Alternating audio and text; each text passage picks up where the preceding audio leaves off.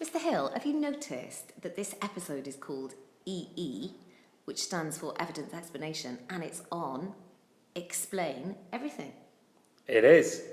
Imagine you were watching this on your EE network on your phone.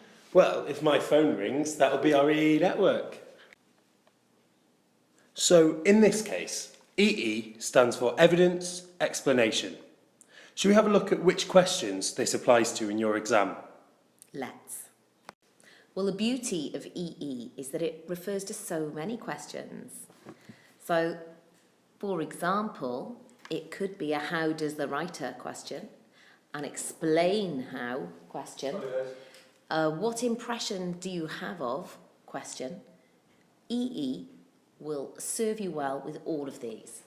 I think a pretty good rule that we could stick by is that EE will cover any 5 or 10 mark questions, but apart from the summary and synthesis ones. Absolutely, you can definitely use EE on your high tariff questions apart from summary and synthesis. Which we'll be covering in another video. Miss Smith, would you like to have a look at a question? Most definitely.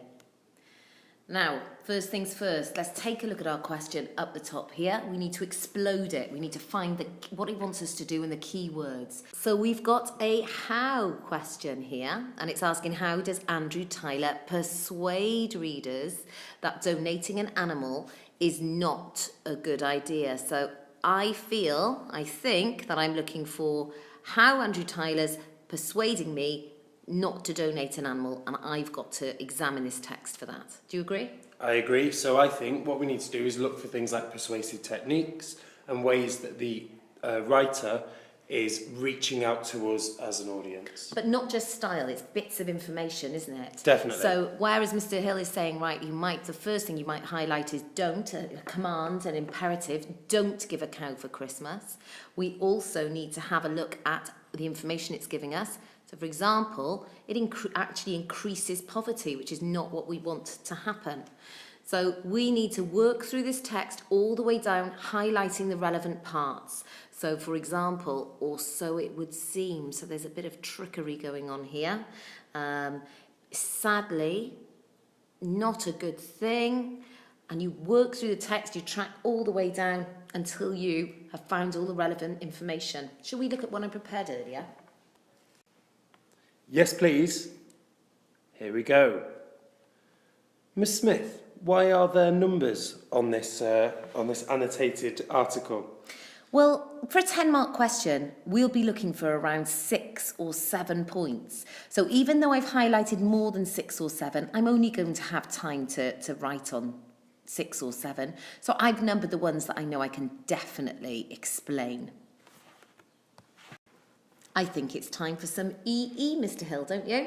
Well, let's have a look at this example that we wrote earlier. By we, I mean Miss Smith. So, if you have a look at this, and you might want to pause the video just to have a quick read of what we've written. So if you have a look, the highlighted text is our evidence. So this is the evidence that we've highlighted in the article that we read earlier. The bits that we haven't highlighted are our explanation. Notice how we've used things like this persuades us and this is persuasive. So we're repeating the key words from the question. We are repeating the key words. So let's have a look at our top tips from today. We're going to explode the question. We're going to underline key words. We're going to highlight the relevant evidence tracking through the text. And then, because we'll probably have more than we need, we're going to number 6 or 7 pieces of evidence that we know that we can use. Then start writing. And remember, you need to present your evidence and you need to explain it. And that's the EE. That's the point of today. And you'll be able to use key words from the question to keep you focused. Now, sir, there's 2 S's in focus here. I know, that's how I spell focused. Oh, that's wrong. It's not wrong, I've checked this, and we've had conversations about this before. Should we take this outside of this video clip? Let's go and take this outside right now. Cash me outside, how about that?